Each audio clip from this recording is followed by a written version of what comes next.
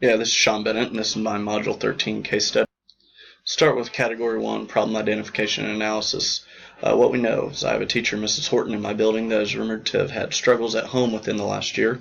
Mrs. Horton's attitude and behavior, who at one point was District Teacher of the Year, seems to have greatly changed in that time.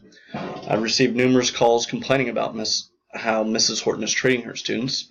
Several of these parents have requested to have their students actually removed from the class.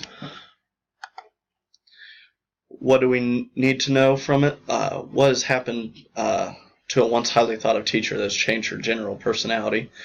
2, is her behavior towards students really as reported by parents? And 3, how do I handle current complaints as well as remedy the situation so it does not continue to be a problem? The problem in itself, Mrs. Horton's demeanor towards faculty, staff, and students has changed since the last spring. Myself and the superintendent have both received numerous calls complaining of how Mrs. Horton treats students, and though I have not personally witnessed these accusations, I continue to receive complaints as well as having witnessed her being very abrasive with the parent. Category 2, Proposed Plan of Action with appropriate strategies for implementation. Step 1, we're going to meet with Mrs. Horton. First, I want to discuss the change in her general demeanor that is noticed by myself and staff.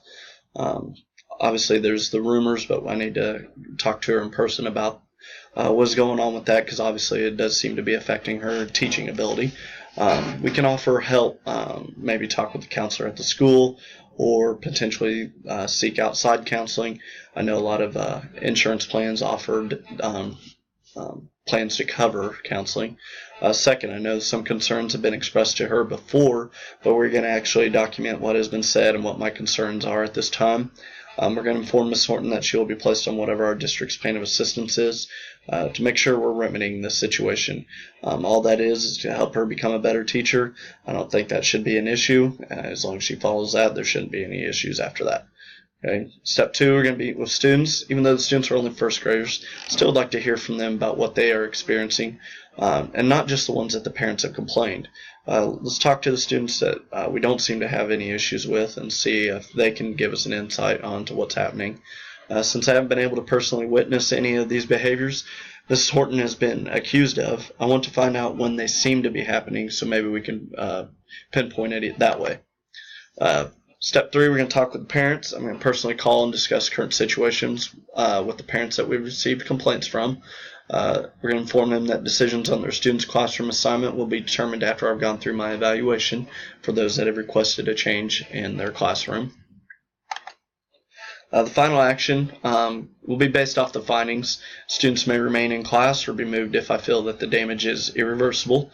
Ms. Horton's status could range from anywhere from no change, leave of absence, to fix her personal issues, to being removed from her position.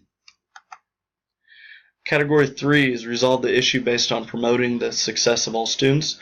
My resolution promoted the academic success and personal well-being of every student because I'm taking the concerns expressed by my students' families very seriously by doing an in-depth evaluation of Mrs. Horton.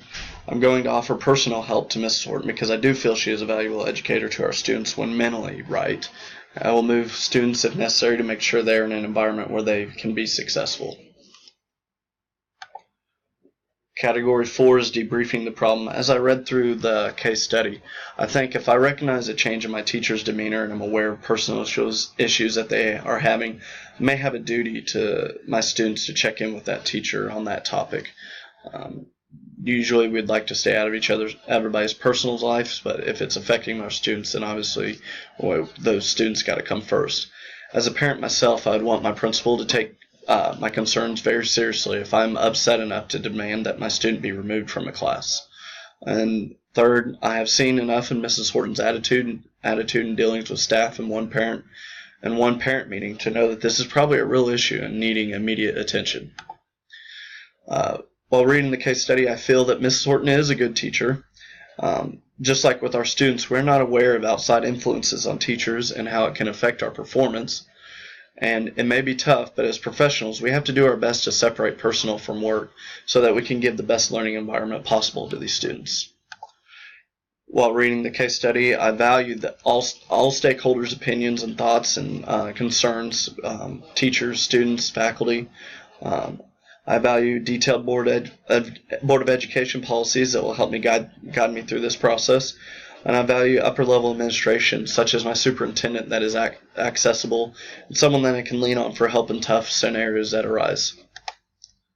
Unresolved issues that are still there are Mrs. Horton's personal issues, obviously, the permanent relationships with students and teachers and Mrs. Horton, and the best practice to handle complaints that probably will not be visible to me. There's obviously going to be times that I'm not going to be able to see these issues that are happening with the teacher and the students and how to remedy those. Category 5, we're going to reflect on Standard 2. I promoted the academic success of every student by talking to and listening to all invested stakeholders, by sitting down with Mrs. Horton and discussing our concerns, by doing a thorough evaluation of Mrs. Horton, and trying to help Mrs. Horton outside and inside of the school to help get back to being the quality teacher that she has been regarded as.